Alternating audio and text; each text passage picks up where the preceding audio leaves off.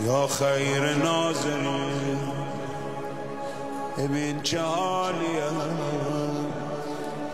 ببین که میچکه اشکام تو دست خالیم،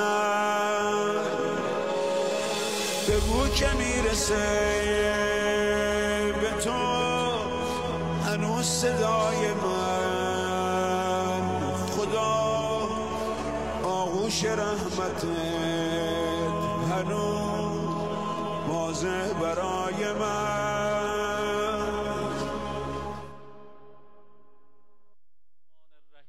اللهم رب شهر رمضان الذي انزلت فيه القرآن وافترضت على عبادك فيه الصيام صل على محمد و آل محمد. السلام عليك يا بنت ولي الله، یا اخت ولی الله، یا عمت ولی الله. حق با سلوک تو عرفان درست کرد، حق با سلوک تو عرفان درست کرد. از خاک پای تو انسان درست کرد. دست شفاعتت، باران رحمتت، از ناامیدیم ایمان درست کرد. معصوم جان خدا وقت زیارتت با اشفعی لنا غفران درست کرد. به به، نزدیک صبح زود اطراف صحن تو بال فرشته ها ایوان درست کرد. یک بار عاشقی از سفره ات چشید، علامه گشت و میزان درست کرد. ای جانم به کرامتت خانم جان، ابر تغزلم نام تو را که برد، از بس لطیف بود باران درست کرد. قم بس که ذوق داشت از این که آمدی، با آب شور خود سوهان درست کرد. ای جانم قم بس که ذوق داشت از این که آمدی، با آب شور خود سوهان درست کرد. این نکته را بپرس از شاعران قم، حال حرم چقدر دیوان درست کرد. هر جاده ای که از تهران به قم رسید، آغاز راه بود پایان درست کرد. معصوم جان خدا وقت زیارتت با اشفعی لنا غفران درست کرد. السلام علیک یا سیدتی و مولاتی یا فاطمه المعصومه. سلام علیکم خانم ها، آقایان محترم، بنده های خوب خدا، هم نفس یاد خدا، هم شهری های شهر الله. الهی که خوب باشین، سلامت و تندرست باشین. طاعات عبادات همگی مورد قبول خدای بزرگ و مهربانمون قرار گرفته باشه.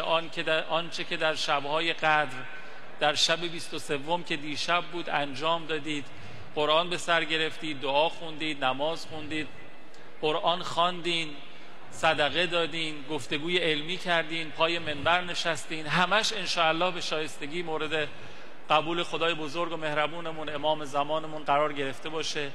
بهترین تقدیرات رو برای همه شما مسلمانای دنیا، مردم مظلوم و مستضعف و در حال ستم دیدن دنیا، مخصوصا در غزه و لبنان و عرضم به حضور شما که فلسطین و یمن و سوریه و جاهای مختلف که تحت ظلم هستن، انشاءالله براشون فرج و گشایش خدای بزرگ رقم زده باشه زیر سایه امام زمانمون و در عرضم به حضور شما که با فرج حضرت منتقم مهدی موعود ارواحنا له الفدا انشاءالله. قبل برنامه از استاد محمدی پرسیدم که استاد محمدی شاهرودی پرسیدم که ما همچنان در قدریم؟ فرمودن بله، هنوز کمتر از 1 ساعت دیگه باقی مانده، ما در روز قدر به سر میبریم و امروز متفاوت است با فردا. حتما قدر این لحظات پیش رو هم همه با هم بدونیم و بریم با حال و هوای حرم در شب 23 یه قدری ارتباط برقرار کنیم و ببینیم چه خبر بوده و برگردیم و شروع کنیم گفتگومون رو با استاد محمدی شاهرودی عزیز و نازنین با ذکر صلواتی بر محمد و آل محمد. اللهم صل علی محمد و آل محمد و عجل فرجهم. بفرمایید.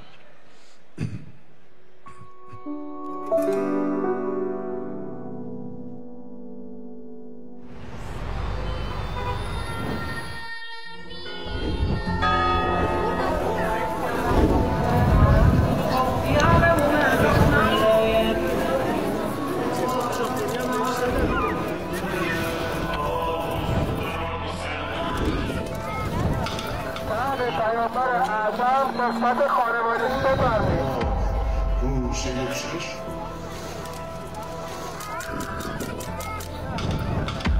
اگه میشه ما رو بگیرید ما بازی نداریم.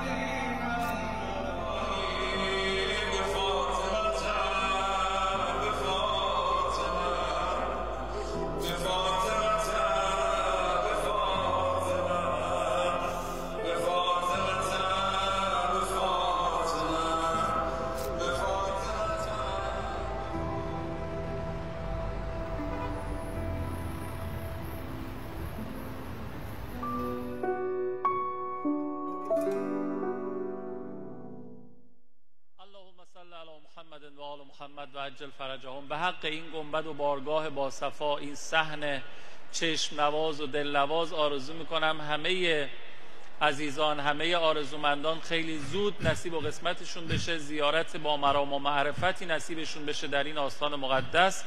حضرت کریمه آل طه که فرمودن در این صورت بهشت برای اوست، زائری که بیاد و عارفن به حقها زیارت بکنه عمه سادات رو.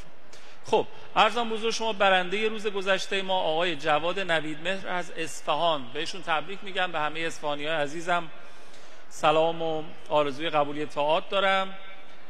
3011-22 امکانی است که شما میتونید عبارت یا معصومه رو امروز عرضم حضور شما که ارسال بفرمایید و تا دقایقی دیگه تا اذان مغرب این فرصت برای شما هست که عبارت یا معصومه سلام الله علیها رو ارسال بفرمایید به 3011-22 و یک پرچم متبرک که اینجا الان هست و فضای برنامه ما رو هم متبرک کرده، از داخل گنبد حرم مطهر که مدت‌ها اونجا بوده و کاملا متبرک هست رو ما تقدیم می‌کنیم خدمت شما. خیلی هم پیامک داشتیم، دوستان به من گفتن با التماس و تو رو خدا و اینا آقا به ما ورکشی شرکت ندین، یه دونه به ما برای ما بفرستین. خب ما اینجوری پیامک زیاد داریم، نمیشه واقعا.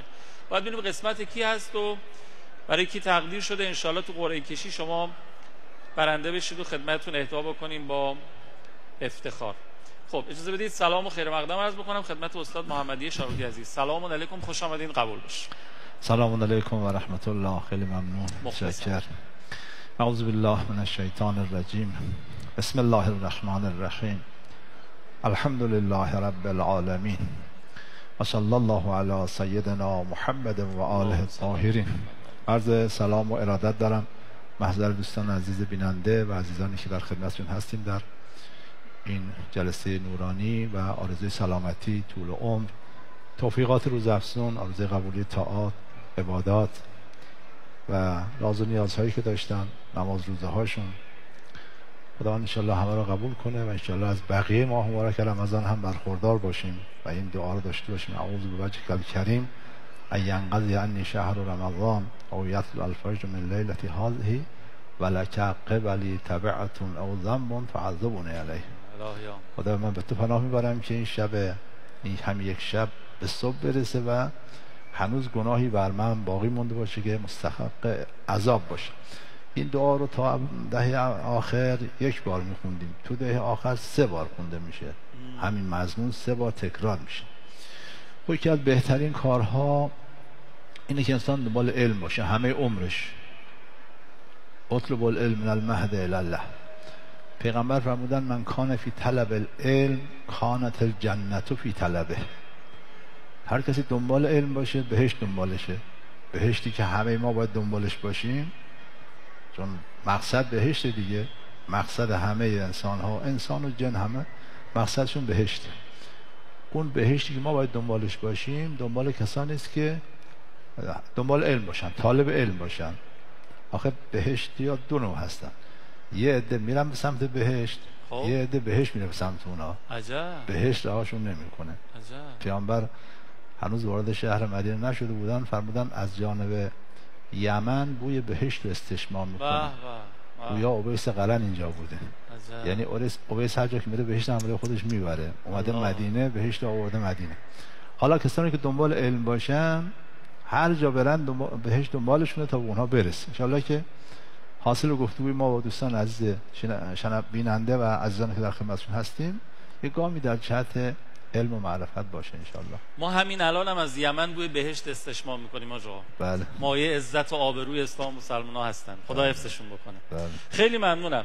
عرضم به حضور شما که ما موضوع برنامه‌مون یعنی توی ماه‌های گذشته موضوعات رو که دسته‌بندی می‌کردیم توی برنامه یاد خدا که از طریق پیامک دریافت کردیم، دیدیم که شما در واقع یکی از موضوعاتی که بیشترین فراوانی رو داره و شما بهش پرداختین موضوع سحر و جادو هست.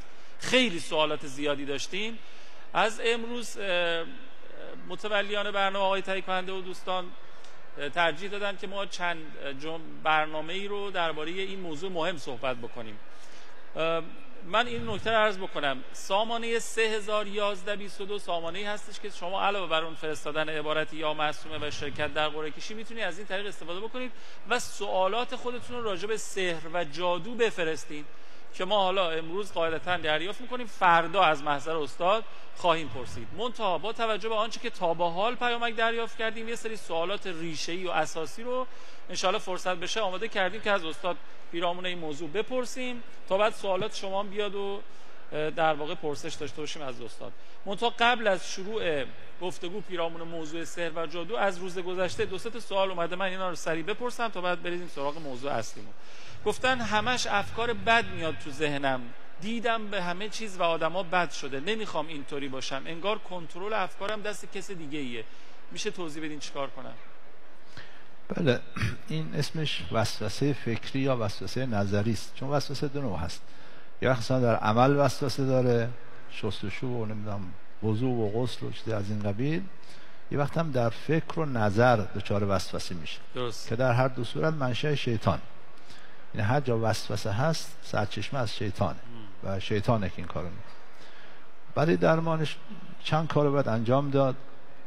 اولی که خیلی مهمه اینه که انسان اهمیت نده، بی خیال باشه. اگر بترسه و ناراحت بشه و بگه خب ایمانم از دست رفت، من آدم بدی هستم، شیطان به نتیجه رسیده، این آب به آب سیاه به شیطان ریخته. بنابراین اولین گام اینه که بی خیال باشه. در روایت از پیامبر داریم رفع عن امتی تست، نوشید از امت من برداشته شده که همین وسوسه فکره. مؤاخذه‌ای نداره، گناهی نیست، اتفاقی نیفتاده، گاهی برای پیامبران هم پیش اومده. عجب. بله. پس اولین گام اینه که انسان بی خیال باشه، توجه نکن. اگر اهمیت بده شیطان هی بیشتر بدتر میشه. آره، هی میاد جلوتر تا انسان مستعصل میکنه.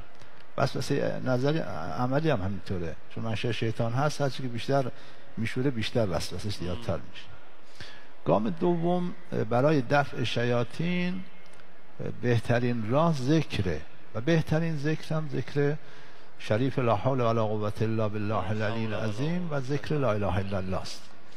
مثل آدم دچار به همین حدیث نفس شد، جبرئیل نازل شد از طرف خدا بهش گفت که ذکر لا اله الا الله و همین ذکر لا حول رو بگو، برطرف میشه. گفت و برطرف شد. پس این دو تا ذکر که عرض کردم باعث میشه که مثلا بخواد با توجه بگه، توجه داشته باشه که به شیطان میگه تو کاری نیستی، لا حول ولا قوة الا بالله. یه نمازی هست به نام نماز حدیث نفس. تو مفاتیح این نماز هست مثل نماز صبح، فقط نیتش نماز حدیث نفس. اگر شدت پیدا کردین نماز رو یک بار این نماز رو بخونن. خدمت شما عرض کنم شستن سر با صدر مؤثره، مسواک زدن مؤثره، روزه خیلی مؤثره، ورزش کردن مؤثره، خیلی به دنیا قاطی نشدن به دنیا مؤثره، خوردن بعضی از غذاها مثل انار که داریم تا 40 روز وسوسه از بین میبره. خوبه. انگور مثلا، انگور که فصلش نیست ولی انار هنوز هست. به نسبت هر چی فصلش الان که همه چی تو همه زمانا پیدا میشه. سردخونه دیگه بعضی از این غذاها هم تاثیر داره، منتها عمده همون دوتای اوله. یک، اهمیت ندادن که شیطان ناکام بذاریم، و دو، ذکر. خیلی ممنونم. در این روایت هم بخونم که متبرک بشه. در روایت داریم که شیاطین دو دسته میشن، شیاطین جن و شیاطین انس. شیاطین جن از همین ذکر لا حول ولا قوة الا بالله العظیم فرار میکنن، میترسن. لا حول ولا قوة الا بالله العظیم. و شیاطین انس از ذکر اللهم صل علی محمد و آل محمد. اللهم صل علی محمد و آل محمد و عجل فرجهم. خیلی ممنونم استاد. بد عادت شدم به گناه، چطوری ترک کنم و بنده خوبی بشم؟ من نه، این بنده خدا. بعد ایشون کلی گفتن یه وقتا یه کسایی به یه گناه خاص عادت میکنن و ترک اون براشون سخت میشه. ایشون هم یه گناهه، احتمال زیاد همین بوده. حالا چند کارو باید انجام بده. یک، آیات و روایات و سخنان بزرگان و حکما رو در رابطه با گناه اینها رو آماده بکنه. موجوده تو کتاب‌های مثلا میزان الحکمه که به ترتیب حروف الف باز، درسته؟ همون گناه خاص یا مطلق گناه، ذم، حالا هر چیزی که باشه، اینا رو جلو چشمش داشته باشه، مرتب نگاه کنه، روز یک بار، هفته یک بار مرتب اینا رو مرور کنه. باید نظرش نسبت به گناه کاملا منفی بشه. چون مثلا تربیتیه، در تربیت 3 گام رو انسان باید برداره. اول باید نظرش عوض بشه، باید نظرش نسبت به گناه 100% منفی بشه و از گناه بدش بیاد از حاضر نظر. 2، باید اون علقه و علاقه به گناه برعکس بشه، یعنی باید گناه براش رنجاور باشه، بدش بیاد از گناه. درسته. و 3، باید در عمل رفتار کن. رفتارش به اینه که برای اون گناه جایگزین قرار بده، جایگزین حلال. کار حرامه یه حلال پیدا کنه. این خیلی مهمه. بله، یه جایگزین بذاره که اون برطرف بشه. خیلی راحت تر وقت میشه ترکش. بله، خیلی راحت میشه ترکش کنه. باید اون شرایط گناه رو کلا ازش فاصله بگیره. ما در قرآن نداریم مثلا شما زنا نکنید، فرما لا تقربوا، نزدیکش نرید. نزدیک قرآن نباید رفت. مجلسی که ما میدونیم اگه بریم غیبت میکنیم، خب نریم، فاصله بگیریم. جایی که اگه بریم میبینیم به نامحرم نگاه میکنیم، نریم، یا اصلا دور و بر رو نگاه نکنیم، جلو رو نگاه کنیم. به هر حال باید فاصله گرفت، باید حریم نگه داشت. چند نکته دیگه عرض میکنم. یکی این که دعای روز سه‌شنبه رو با توجه، این با توجه که عرض میکنم تاکید دارم، دعای روز سه‌شنبه رو با توجه بخونن، صبحا دست رو قلب بذارن، 70 بار ذکر شریف یا فتاح رو بگم. باز اینجا یکی از بهترین کارهایی که انسان از گناه نگه میداره، به انسان قدرت مقابله با نفس میده که نفس بر انسان مسلط نشه، روزه. بله، روزه باعث میشه که انسان بر نفسش مسلط بشه و به گناه آلوده نشه. یکم ورزشه، مثلا ورزش‌های سنگین‌تر، ورزش‌هایی که مثل کوهپیمایی، مثل ورزش سنگین، هم اراده انسان رو قوی میکنه، همون انرژی‌های زائدی که باعث گناه میشه از اون طریق دفع میشه. خیلی ممنونم استاد. بریم سراغ بحث خودمون که سحر و جادو هست. اگه موافق باشید اول یه تعریفی از سحر یا جادو بفرمایید. جفتش که یکیه دیگه، حالا بله، تعریفش رو بفرمایید. چی میگن سحر و جادو و جنبل و طلسم، اینا همش یه تعریف. بفرمایید تعریفش. سحر عبارت از اینه که یک تأثیر ناشناخته‌ای بر افراد تو جامعه داشته باشه. مثلا فرض کنید که میبینه که به طور ناشناخته یه باره نظرش نسبت به همسرش منفی شد، تا حالا عاشقش بود الان بدش میاد. مثلا طور ناشناخته مثلا فرض کنید کارش گره میخوره، همه اون مطالبی که در علم گفته شده راجع به مثلا تجارت یا هر کار دیگه‌ای همه رو مراعات میکنه، ولی میبینه که کار پیش نمیره، یک گره نامرئی به کار میفته. اون تأثیرات پنهانی که تأثیرات منفی پنهانی، چون مثبت نیست، در کار انسان، در زندگی انسان پیدا میشه و منشأش هم مشخص نیست، اینو بهش میگن سحر یا جادو یا چیزی از این. پس واقعیت داره با این تعریف دیگه، وهم بله. خیال نیست. سحر واقعیت داره، خودش یک علم است از علوم غریبه و در قرآن ما سحر رو داریم، آیات فراوانی داریم که شاید قریب 50 بار 51 بار کلمه سحر در قرآن استعمال شده باشه.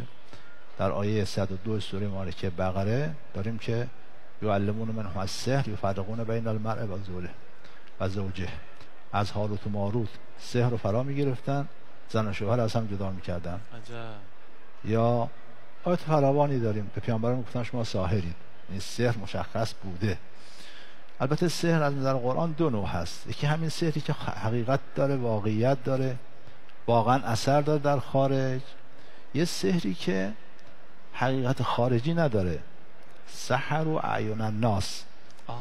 اون کاری که سحره فرعون میکردن واقعیت خارجی نداشت. مثلا از علم شیمی استفاده میکردن، فرض کن اسمشون میذاشتن سحر، تون عصاهاشون، تنابهاشون یه موادی رو تعبیه میکردن که مثلا آفتاب بهشون بخور اینها راه بیفتن. مسئله فیزیک بود، مسئله شیمی بود. خب این منتها چون برای مردم شناخته شده نبود، به نظر اونا مثلا سحر میومد. بله، یه نوع چشم‌بندی، شعبده بازی، تره‌دستی. اینم قرآن بهش سحر میگه. منتها اون سحر، اون که موضوع بحث ماست، همون سحر اوله که تأثیر خارجی داره. درست. هم علم ثابت کرده، هم روایات فراوانی داریم که راجع به سحر و حکم سحر و اینها در روایات ما فراوان مطلب داریم. اصلا یه علمی است، تجربه هم ثابت کرده و از قدیم الایام هم بوده و بیشترم عرض کنم که بنی اسرائیل اینها تو این زمینه ید طولایی داشتن و دارن، علم دارن. آره، حالا انشالله میرسیم، میخوام مفصل راجع به اینم صحبت بکنیم. اگه اجازه بدید ما یه سری بریم یه بخشی رو پخش کنن دوستان. همونطور که از اول ماه مبارک هم عرض کردم، اینجا هر شب بعد از نماز جماعت سفره کریمانه حضرت پهن هست و مردم میان استفاده میکنن و روزشون رو باز میکنن. شما میتونید مشرف بشین، ضمن اینکه برای در واقع مشارکت در این کار خیر هم میتونید سهیم باشید از این طریقی که الان دوستان براتون پخش میکنن. بفرمایید.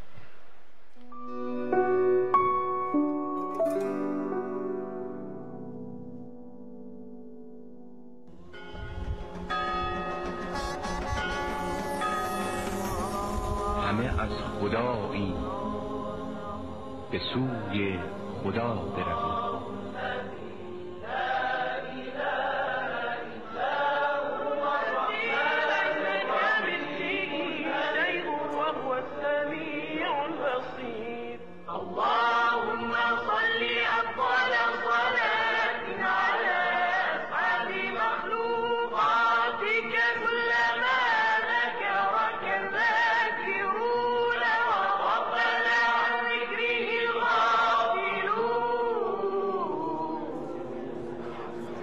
افطاری کریمانه. شما هم می توانید با ارسال عدد 5 به شماره پیامک 301122 و یا از طریق سایت nazr.amfm.ir در این امر خیر سهیم باشید. همه میهمان کریمه ایم.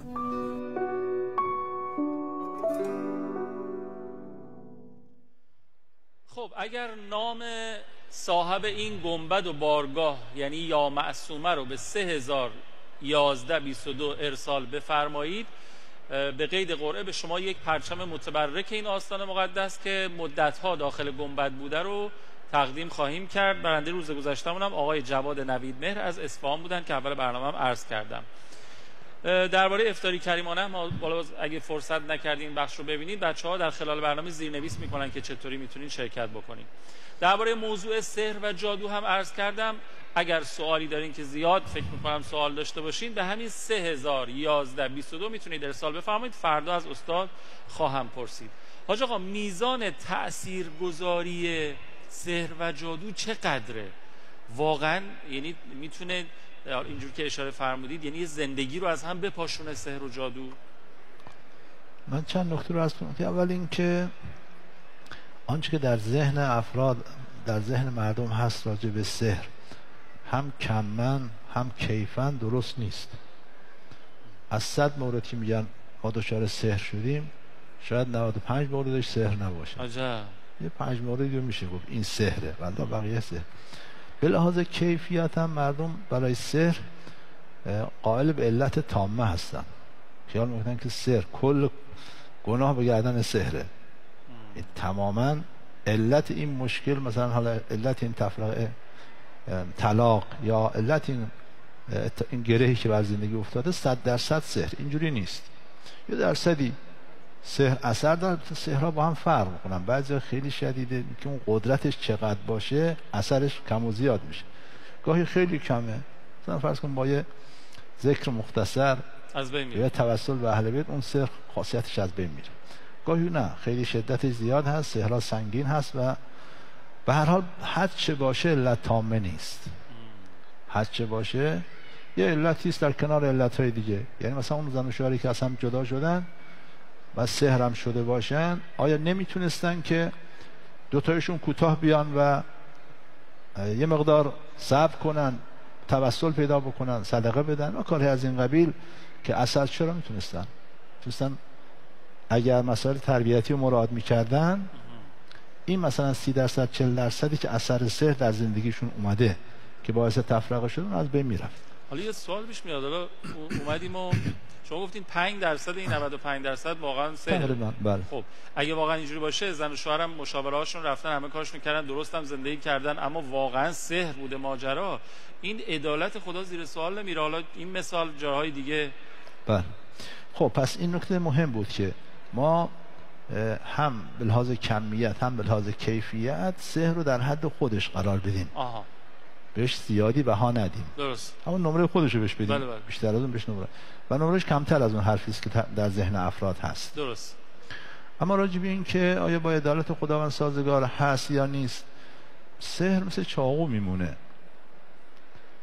که کسی با چاقو شکم مردم رو پاره میکنه بگیم با عدالت خدا سازگار هست؟ نه، سازگار نیست. خدا اونو عذابش میکنه. آها. تو چرا این کارو کردی؟ ساحر هم خدا عذابش میکنه. از ساحر و کل کافر و کافر و فنار. آقا میرون فرمودن ساحر مثل کافر میمونه، کافر هم جاش تو جهنمه. در روایت دیگه داره که فرمود اگه یه ذره انسان سحر انجام بده ایمانی براش باقی نمیمونه. روایت در این باره زیاد داریم. بنابراین یک، خدا نمیخواد که کسی سحر کنه. درست. و لذا حرام کرده. سحر قطعا از گناهان کبیره.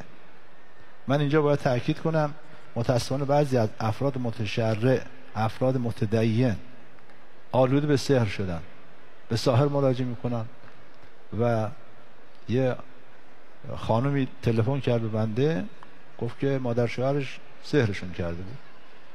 خب برای من خیلی سخت بود بپذیرم که مادر شوهر بخواد پسر خودشو و عروس خودش کار کنه، سحر کرده باشه. توضیح دادم راست میگه، واقعا این عجب. چیزی جز سحر نیست. گفتم مادر شوهر شما حاضر مثلا بدون حجاب سر برهنه بیاد بیرون؟ گفت آقا چی میگی؟ چیزی نمیدونم هیئتی مجلسی انقدر حجابش انقدر خوبه، انقدر نماز میخونه، چی نه. گفتم خب این سحر که خیلی گناهش بزرگتر از بی‌حجابیه. این اگه بخوام 5 تا گناه کبیره اسم ببریم 100% یکیش سحره. پس سحر در هر صورتش حرام است. حرام خیلی شدید. خب خدا که نمیخواد، اگه میخواست حرام نمیکرد. اگر میخواست که این اتفاق بیفته ساحر رو عذاب نمیکرد، براش حد شرعی مقرر نمیکرد. اینا داشته باشید ما در اسلام 10 تا حد داریم. حد غیر از تعزیرها. آره. حد دیگه حاکم شهر هم نمیتونه کم زیادش کنه، باید اون حد رو انجام بده. یکی از اون حدها مال سحره. عجب. و حد ساحر هم اعدامه. این برای حاکم شهر ثابت بشه که این شخص ساحره باید اعدامش کنه. عجب. حد شرعی. خب پس خدا نمیخواست، پس به عدالت خدا ما تشریعاً خدا نمیخواد ولی حرام کرده. تشریعاً حرام کرده، ساحر رو عذاب میکنه. به ما هم گفته به ساحر مراجعه نکنید تو قرآن، تو روایت دیگه. حالا ما به حرف خدا گوش نمیکنیم، بعد بذاریم به حساب عدالت خدا. آخه من اگه اشتباه نکنم اول از شما شنیدم یکی از علوم غریبه است. بله. خب چجوری پس یکی از علمیه که هست ولی علم حرامیه؟ درست؟ بله علم حرام داریم. بله علم مکروه داریم، علم لاینفع داریم. علم خودش انواعی داره. درست. همه علوم که علم کهان، بعضی از علوم تو محرمات مکاسب محرمه هست. درست. علومی که حرامه. پس این که خدا میخواد نه، پس به عدالت خدا لطمه وارد نمیشه. مطلب دوم این که همونطور که اشاره کردم یه نظام علی و معلولیه. بله. همونطور که چاقو این خاصیت رو داره که به شکم فرو میره، سحر این خاصیت رو داره که گرهی به کار میندازه. منتها چاقو از علتش آشکاره و محسوس و مادیه، سحر آشکار نیست و پنهانه، غیر مادیه، وگرنه سحر هم مثل همین چاقو میمونه. پس اگر بخواد خداوند متعال اینو از خاصیت بندازه، یعنی نظام رو به هم بریزه، این عادت ها رو از بین ببره، همونطور که اگه بخواد خاصیت از چاقو بگیره، استثناء رو کنار بذارید. حالا اینکه یه چاقوی مثلا گردن اسماعیل رو نمیبره، اون کنار بذارید. چاقو کارش بریدنه، آتش کارش سوزوندنه. اگر خدا بخواد آتش ها رو گاهی سرد کنه، گاهی بگه کونو بردم و سلام ها، کونی بردم و سلام ها، نه دیگه وقت نمیشه زندگی کرد، کل نظام به هم میریزه. بنابراین در نظام علی و معلولی که حاکم بر این عالم هست، سحر هم برای خودش به عنوان یک علت جایی داره. اون علت آمد، معلولش همون مسحوره که طرف گرفتار اون سحر. این هم نکته دوم. این نکته دوم مهمه که دوستان بیشتر توجه داشته باشن. نکته بعدی این که خب خداوند راههایی برای درمانش قرار داده. همونطور که بیماری وجود داره، راهی برای درمانش هست، اینم هم برای دفعش هم برای رفعش، هم که جلوگیری بشه که اصلا انسان دچار سحر نشه. مثلا این حرزهایی که ما داریم، یکی از خاصیتاش همینه. حرزهایی که از ائمه علیهم السلام داریم، مثل حرز امام جواد، حرز امام رضا و سایر حرزها، یکی از خاصیتاش اینه جلو سحر رو میگیره، خاصیت سحر رو از بین میبره، این خنثی میکنه سحر رو. پس راه دفعش رو خداوند قرار داده. حالا اگه کسی هم دچار سحر شده، باز ما در روایات راههای بطلان سحر داریم که مثلا تو این مفاتی هم هست نوشته برای بطلان سحر. تو روایات ما راههای برای بطلان سحر هست که میشه جلوش گرفت. چنان که تو که اشاره کردم، سحر علت تامه نیست که معلول حتما دنبالش باشه. سحر رو انسان میتونه با صدقه خاصیتش از بین ببره، با توسل، با توکل. دیگه سحر ساحر رو دست خدا که نمیتونه بلند شه، که رو دست اهل بیت که نمیتونه بلند شه. اگه انسان متوسل شد به اهل بیت، سحر هم 100% شده، برطرف میشه. هر چقدر قوی باشه، هر چقدر قوی باشه، با توسل به اهل بیت. اگر توسل باشه، چون اون حد نداره. توسل به اهل بیت دیگه محدود نیست، دیگه دعا حد نداره. برخلاف مثلا فرض کنیم که این اورادی که ما میگیم و می‌نویسیم که محدوده، برخلاف این داروهایی که ما مصرف میکنیم که یه حدی داره دیگه، به جایی که میرسه دارو جواب نمیده. اما دعا اینجوری نیست. دعا مرده رو هم زنده میکنه. توسل به اهل بیت، دعا، صدقه، اینها از بین میبره، خاصیتش از بین میبره. چنانکه اگه اون مسائل علمی که من اشاره کردم، مسائل تربیتی که به کار بگیرن، مسئله حل میشه. موقع کوتاه بیان اخلاق اسلامی رو، اخلاق الهی رو به کار بگیرن، مسائل تربیت اسلامی رو به کار بگیرن، سحر نمیتونه مشکل ایجاد کنه. خیلی ممنونم استاد محمدی. حالا ما فردا با توجه به سوالاتی هم که مردم میفرستن درباره راههای رفع و دفع بیشتر از شما خواهیم شنید. این قولو به مردم میدیم. اگه موافق باشین تو این حدوداً 3-4 دقیقه باقی مونده یه قدری راجع به پیشینه این ماجرا، این قدمتش، اون چیزی که آدم احساس میکنه بیشتر در بین یهودیان ما سراغ داریم که این رواج داشته. مثلا از زمان حضرت سلیمان، حالا شما اشاره به آیه 102 سوره بقره هم کردین، اتفاقاتی که افتاد راجع به اون وقایع اگه سلام دونین صحبتی بکنید، زمان حضرت موسی اون اتفاقاتی که افتاد و اینا، هنوزم آدم احساس میکنه در بین برخی از یهودیان خیلی اعتقاد به این ماجرا و انجامش ظاهرا هست. بله، این که یکی از خصوصیات این قوم، مثل تحریفگری، مثل نجات پرستی، مثل پول پرستی، مثل ظلم و سنگدلی که برادر خودشون دیدید چه برای پیغمبرزاده بودن ها. پیغمبرزاده ها بنی اسرائیل فرزندان حضرت یعقوب بودن دیگه. بله. چه برای سر حضرت یوسف بردن. اول مثلا بکشن، بزرگ گفت نه نکشیدش، حداقل دیگه زنده بمونه. این جزء خصوصیات این قوم هست. الان هم ارتباط با سحر و انجام سحر و جادوگری و ارتباط با شیاطین جن یکی از اون خصوصیاتشونه. تشکیلاتی دارن تو اسرائیل، فلسطین اشغالی اونجا مؤسساتی دارن در همین زمینه خاص. همیشه هم در طول تاریخ اینجوری بوده. ولذا مثلا در زمان سلیمان یا قبلش شما این حضرت موسی رو، در زمان حضرت موسی انقدر سحره زیاد بودن که وقتی فرعون جمع کرد دیگه یقین کردن که حضرت موسی رو شکست میدن. وقتی که اون سحر رو ریختن، خود حضرت موسی هم نگران شد. البته از موسی نگرانش این بود که مردم باور کنن، که خودش میدونست که اینا سحره، ولی ترسید که بهش گفت، خدا گفت نترس، عصا رو بنداز، مشکل حل میشه. بله اینها همیشه بوده، اما تاریخچه مشخصی از این زمان شروع شد نداریم، فلانی اختراع کرد، هیچ جا وجود نداره.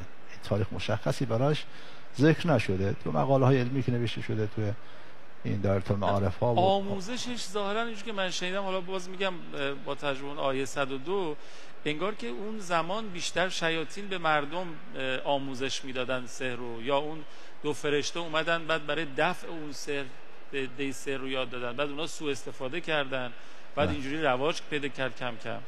یکی از اون سرچشمه ها شیطانه، اگر نگیم 100% شیطانه، بخش اعظمش از شیاطین جن. اما هاروت و ماروت فرشته بودن. بله. چون سحر خیلی همهگیر شده بود و مردم گرفتار شده بودن، خداوند اینها رو به صورت انسان فرستاد که این مشکل رو حل کنن. خب برای اینکه اینا مشکل رو حل کنن که سحر از بین بره، باید اول طریقه گره زدن رو بهشون میگفتن. گفتن این گره اینجوری زده شده، شما اینجوری باز کنید. اونا اینجوری گره زده رو یاد گرفتن، باز کردنش ولش کردن، شروع کردن خودشون هم شدن جزء سحر. آره اونا هم شدن جزء کسانی که گره رو.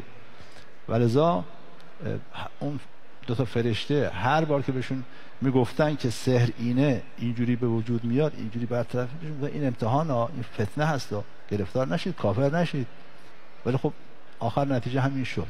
بنابراین تاریخچه مشخصی نداره ولی زیاد بوده و متاسفانه الان هم مسئله مبتلا بهی است. البته تو جامعه ما الحمدلله کمتر هست، ولی خب تو مخصوصا جایی که مقدار از لحاظ سطح فرنگی سطح مقدار پایین‌تر هست، این مسئله خیلی شدت بیشتری داره.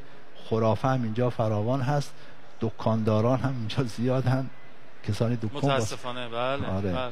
اینا مشکلاتی معلومه سوء استفاده است. آره اینا خیلی ممنونم دوستان اگه به هم میگن چقدر فرصت داریم. حالا راجع به این ماجرا خیلی ها معتقدن که خیلی ها معتقدن که عرضم حضور شما که همچنان این ماجرا ادامه داره و حالا همونجور که اشاره فرمودید صهیونیست ها خیلی تشکیلاتی دارن روی این ماجرا کار میکنن، استفاده از جن و تلسپ های مختلف و حتی این اپلیکیشن هایی که روی گوشی های موبایل هست میگن خیلی هاش طراحی اونهاست و اشکالی داره، رموزی داره که نگاه کردن به اونها و استفاده کردن از این نرم افزارهای کاربردی اصطلاحاً تو تلفن‌های همراه طرف رو یه جورایی ممکنه سحر کنه. حالا یه نظرات این شکلی هست. اگه صلاح دونستین اینا رو موکول کنیم به برنامه بعد طبق کندکتور برنامه ما تمومه. وقتمون خیلی ممنونم استفاده کردیم. مثل همیشه یه دعای کوتاه از شما بشنویم. خداحافظ. رب صلی علی محمد و آل محمد. خدا به حق امام زمان علیه السلام عزت و عظمت و سربلند اسلام و مسلمین روز افزون بفرما. الهی آمین. طاعات، عبادات، زحمت های این دوستان عزیز، بینندگان محترم که در این ماه مبارک رمضان تا حالا کشیدن همه رو قبول بفرما. الهی آمین. و توفیق عبادت و بندگی و ترک گناه و همه ما مرحمت بفرما. الهی آمین. به برکت صلوات بر محمد و آل محمد. اللهم صل علی محمد و آل محمد و عجل فرجهم. ما این بحث سحر و جادو رو انشاءالله ادامه خواهیم داد. 3011 22 سوالاتتون رو بفرستین، فردا از محضر استاد خواهم پرسید انشاءالله. تا اون موقع مراقب خودتون و خوبیاتون باشین، برای ما هم نفس بزنید. التماس دعا یا حق. خداحافظ. آقا ممنونم لطف کردید.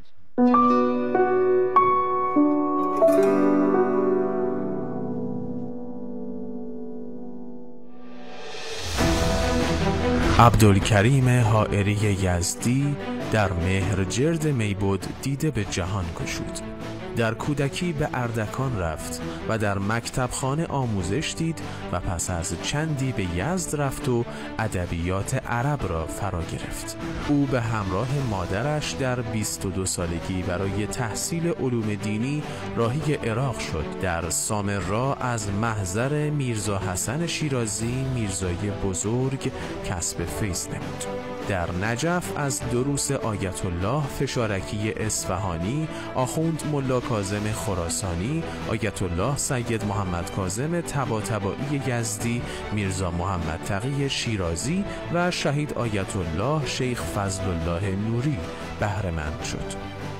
وی پس از سالها تدریس دروس عالی حوزه در کربلا در سال 1293 شمسی به ایران برگشت و در عراق ساکن شد. آیت الله شیخ عبدالکریم حائری در سال 1300 به دعوت علما به قم مشرف شد و با استقبال و اصرار علما و بزرگان قم در این شهر مقدس ساکن شد. او در کمتر از 15 سال حوزه علمیه قم را احیا و باز تأسیس نمود و عهدهدار مرجعیت دینی شیعیان جهان شد. آیات اعظام امام خمینی، سید احمد خانساری، شیخ محمد علی عراقی، سید شهاب الدین مرعشی نجفی، سید محمد رضا گلپایگانی و بسیاری از علما و مراجع تقلید معاصر شیعه از شاگردان برجسته شیخ عبدالکریم یزدی هستند.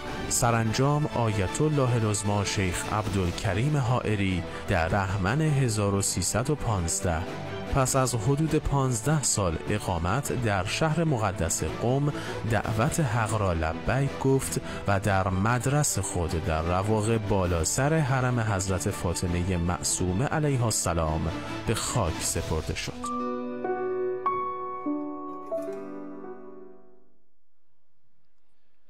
اعوذ بالله من الشیطان الرجیم.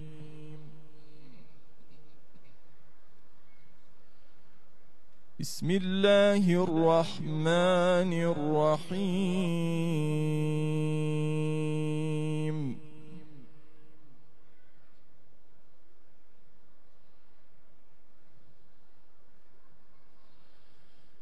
والذین اجتنبوا الطاغوت أن يعبدوها وأنابوا إلى الله لهم البشرى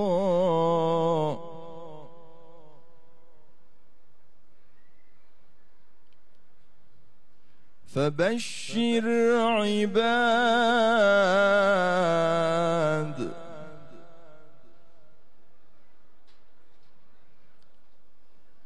فبشر عبادي الذين يستمعون القول فيتبعون أحسنه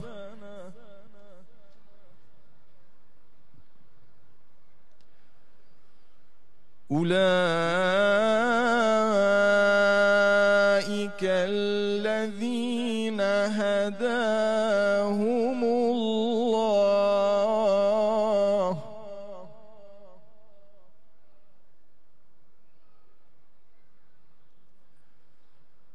والذين اجتنبوا الطاغوت أن يعبدوها وأنابوا إلى الله لهم البشرى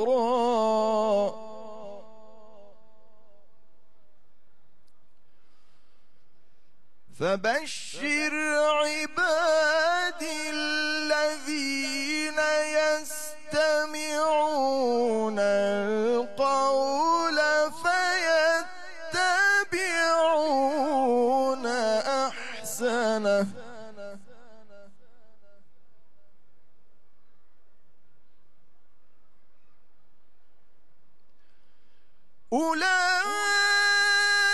أولئك الذين هداهم الله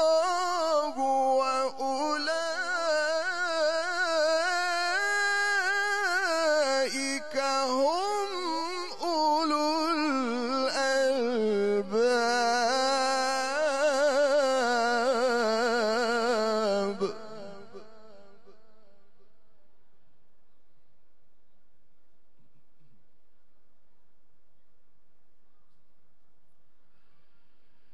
أفمن حق عليه كلمة العذاب أفأنت تنقذ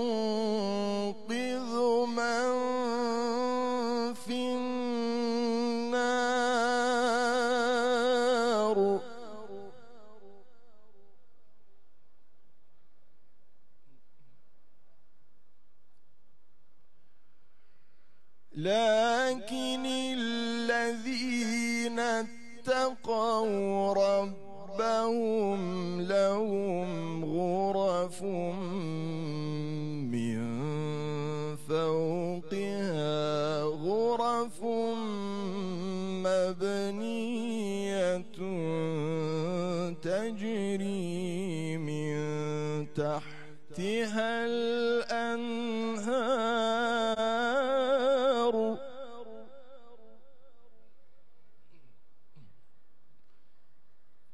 وعد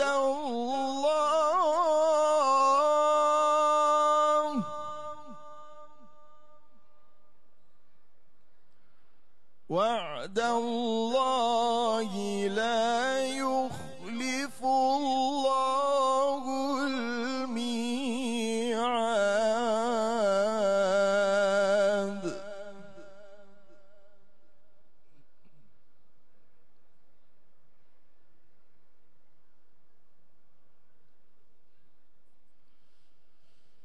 ألم تر أن الله أنزل من السماء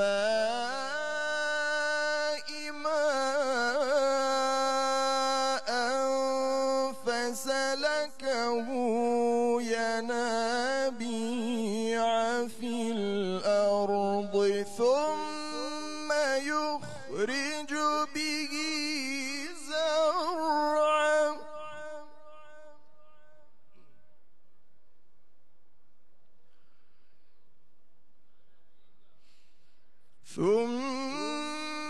يخرج به زرعا مختلفا ألوانه ثم يهيج فتراه مصفرا ثم يجعله حطاما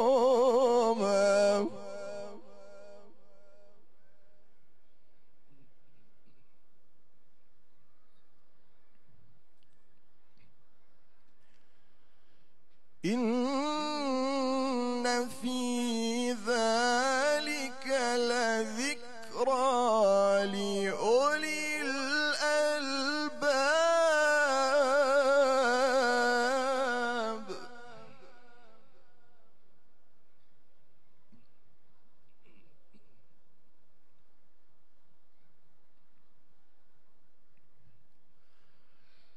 أفمن شرح الله صدره للإسلام فهو على نور من ربه فويل للقاسية قلوبهم من ذكر الله أولئك في ضلال مبين.